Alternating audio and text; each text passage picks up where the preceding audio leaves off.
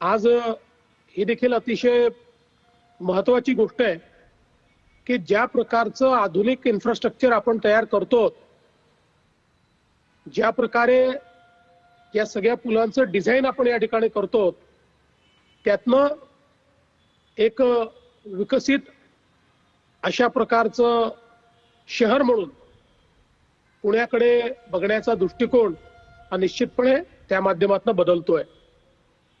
मी PMRDAचं अतिशय मनापासून अभिनंदन करेन, श्री मसे आणि त्यांच्या संपूर्ण सहकाऱ्यांचं अभिनंदन करेन।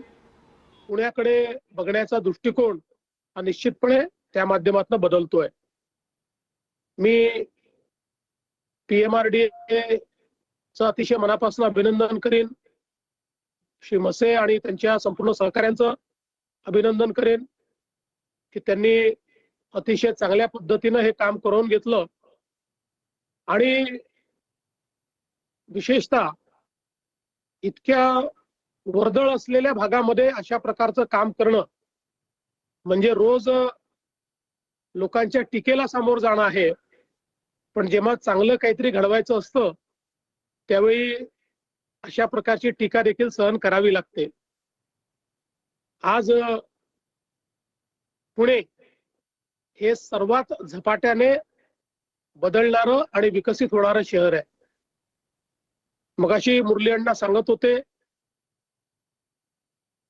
आज आपण जर बघितलं तर आयटीची जी वेव होती ती वेव आता बदलते आणि त्याचं नवीन स्वरूप हे आता GCC मध्ये रूपांतरित झालंय।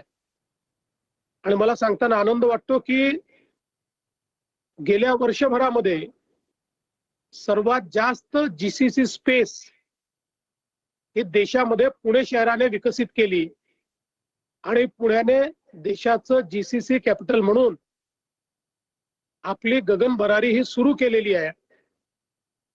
आणि नेक्स्ट जेन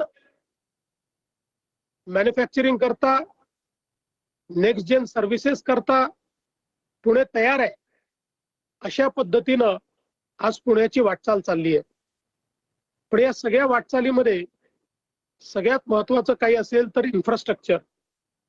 ज्या प्रकारे बंगलोर सारखं शहर इन्फ्रास्ट्रक्चर बॉटलनेकमुळे त्यांची ग्रोथ कुठेतरी थांबते, अतिशय चांगली इकोसिस्टीम असून आणि जगभरातल्या लोकांना टेक सिटी म्हणून बंगलोर माहिती असून देखील आता तिथल्या गुंतवणुकीचा जो ओघ आहे तो कुठेतरी शिफ्ट व्हायला लागलेला आहे।